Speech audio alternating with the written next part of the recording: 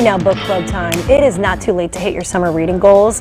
It's time for our book club with librarian Shelby Graham-Paven from the Indy Public Library. Hi, Shelby. Hi, guys. Thanks for having me. Yeah, you're welcome. We're diving into books with Indiana ties. Yes, at to the library. celebrate our Indy Author Fair that's coming up. So I brought a couple different reads for different ages. Okay. We'll start off with the first one, which is The Season of Styx Malone by Indiana author and native Kekla Magoon. Okay. So it's about two brothers, Bobby, Jean, and Caleb, who live in a tiny Indiana town, and they're bored during the summer. Caleb dreams of going to the big city of Indianapolis, but the big city ends up coming to him when foster child Styx Malone moves in next door, and he's older and cooler and knows everything about the city and everything. So then, of course, they get into some adventures and misadventures, but then they find out that Styx has some secrets that he's not telling them, and that could change all their friendship. That sounds intriguing. Yeah, so that's a great middle grade read. Okay. That's a fun one. Yeah, and so then the next one I have is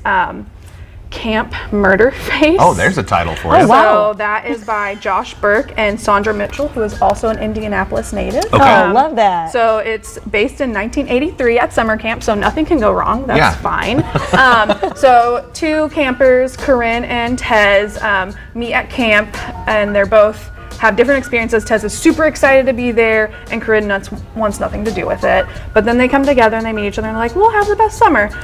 But obviously things start happening, creepy things, and no one wants to believe them. And so they hear this tale about Camp Murder Face, and that's the camp. And there's, of course, some mysteries to solve. So it's really creepy, but it's really good for older middle grade, and it gives you that nostalgic summer campfire feel. Love that. Keeps you on the edge of your seat. Yes, it absolutely does.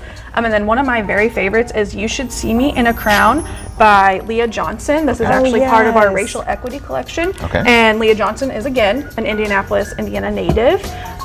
So it's about Liz Leidy, who lives in a small town in Indiana, and she is a senior and wants to go to her late mother's alma mater college. And that's all she dreams about. So she has plans to get there with her music scholarship and then leave the town and go there. So she gets her acceptance letter, but without the scholarship. So she and her friends devise a plan to win prom queen, because along with the crown also comes a full ride scholarship to college. So, but she is not the ideal prom queen candidate, because she is black and poor and bisexual in a small Indiana town and they're kind of not part of the popular crowd.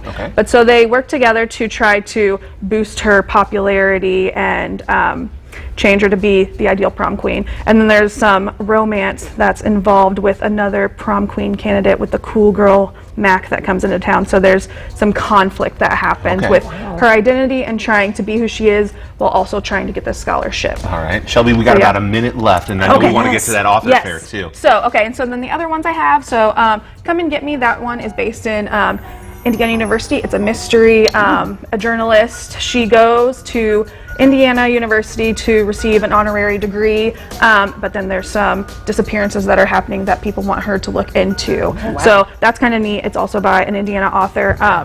Well, he was born in Indiana, August Norman, so that's another one. And then the last one is a nonfiction read that's called The Less People Know About Me by Axton Betts Hamilton. So they lived in Indiana, and her family had this identity theft happen to them, and they put them in thousands of dollars of debt, so they moved away, became recluses, but then someone found them again, and so it's about the mystery. And so Axton actually went into identity theft older and actually found the person who stole her family's identity, and it's a big twist. Oh, wow. Whoa, So, yeah. All right, that sounds really These good. all sound so interesting. Let's remind people how they can find these books and find the upcoming fair. Yeah, so you can just go online on our website, indypl.org, and you can search for any of these books. We have them in all of our locations.